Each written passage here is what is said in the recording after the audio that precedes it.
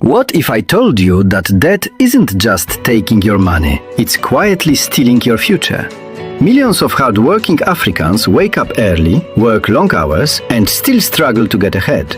Not because they are lazy, but because they are caught in a financial trap that keeps pulling them backwards. Today, we'll uncover the hidden debt cycle that's keeping many families poor, and more importantly, how you can break free from it. Debt isn't always obvious. Sometimes it looks like a salary advance. Sometimes it's buying a phone on installment. Sometimes it's borrowing from friends every month before payday. And sometimes it's simply living a lifestyle your income can't comfortably support.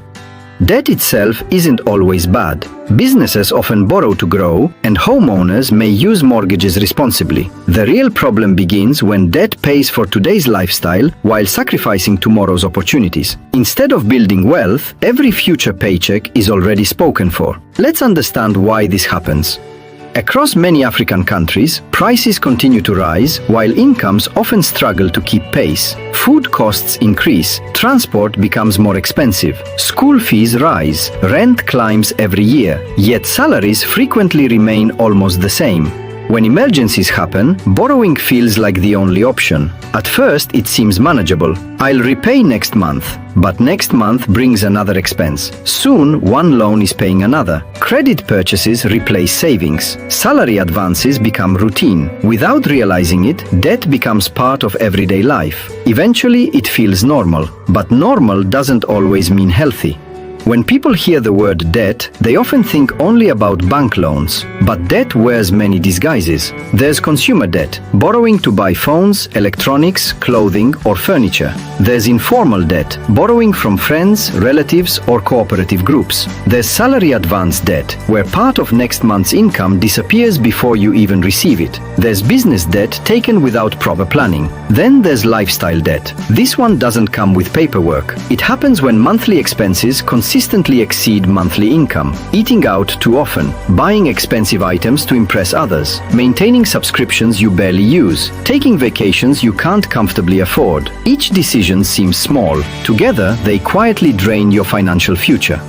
Debt isn't only a financial issue, it's emotional. Constant financial pressure creates stress. Stress affects sleep. Poor sleep affects decision-making. When people feel overwhelmed, they often make even worse financial choices. Some borrow again just to reduce temporary pressure. Others avoid checking bank balances because they're afraid. Money conversations become arguments at home. Relationships suffer. Dreams get postponed. Investments are delayed. Instead of thinking years ahead, people begin surviving 1 week at a time. That's exactly how the debt trap keeps people stuck.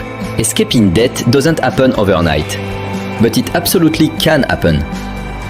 Start by listing every debt you owe. Know exactly who you owe, how much, and the interest involved. Next, create a realistic monthly budget. Every naira, cedi, shilling, rand, or pula should have a purpose. Reduce unnecessary spending, even if only temporarily. Cancel expenses that don't improve your life. Build a small emergency fund.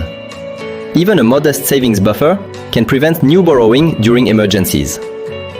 If possible, negotiate repayment plans. Many lenders prefer consistent smaller payments over missed payments. Finally, increase your income. A side business, freelancing, teaching a skill, weekend work, selling digital products. Extra income accelerates debt repayment far more than cutting expenses alone. Imagine David. He's a young professional earning a steady salary. Every month, he buys lunch at work, pays for multiple subscriptions, upgrades gadgets regularly, and occasionally borrows before payday. One unexpected medical bill forces him into another loan. Now part of every paycheck goes toward repayments. He feels stuck. Then he decides to change. He creates a budget, stops unnecessary spending, builds a small emergency fund, starts offering freelance services during weekends. Within a year, his debts are cleared. Instead of paying lenders every month, he's investing for his future. His income didn't change overnight. His financial habits did. Debt isn't proof of failure. It's often the result of small financial decisions repeated over time. The good news is that the opposite is also true. Small, smart decisions, repeated consistently, create financial freedom. Building wealth isn't about earning the highest salary. It's about keeping more of what you earn and putting your money to work for you. If this video helped you see money differently, don't keep it to yourself. Share it with someone who's struggling financially. Subscribe to Wealth Forge Africa for practical advice on budgeting, investing, increasing income, and building lasting wealth across Africa. Remember, financial freedom doesn't begin when you become rich. It begins the day you decide to take control of your money. Thank you for watching. I'll see you in the next episode, where we'll continue building wealth, one smart financial decision at a time.